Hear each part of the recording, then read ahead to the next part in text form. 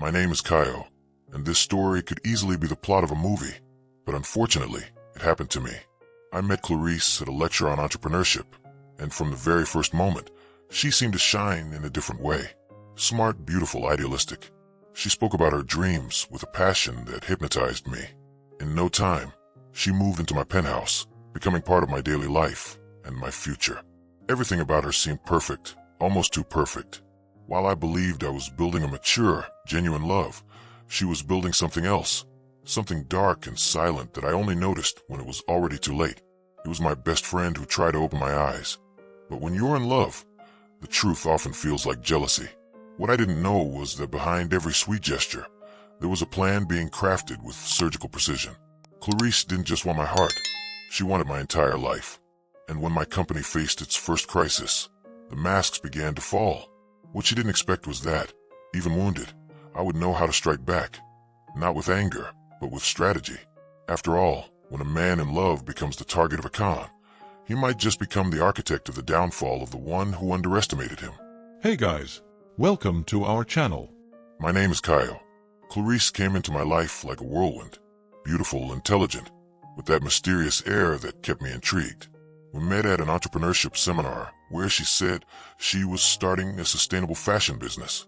I was captivated by the passion in her eyes when she talked about her dreams. We started dating 3 weeks later.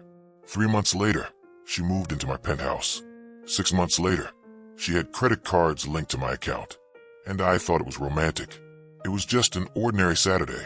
One of those days when you wake up with an inexplicable sense of peace. The sun streamed in through the window of the penthouse I had worked so hard to buy.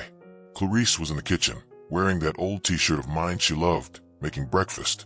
She was softly singing a silly song from our couple's playlist. It was a cliché, I know, but in that moment I felt complete. It took me 34 years to build the life I had. I wasn't born into money, didn't win the lottery. I came from nothing, raised by a single mother, started working at 14, and built my tech empire through sleepless nights and sacrificed weekends. By the time I met Clarice, I already owned a startup valued in the millions. I thought I could finally relax, that I had found true love. It was my best friend, Lucas, who first sounded the alarm. We were at bar after a game, beer in hand, having one of those brutally honest talks only real friends have. Kaio, open your eyes, man. Don't you see? Clarice is always around when things are good, when you're on top. But when you need her, she disappears.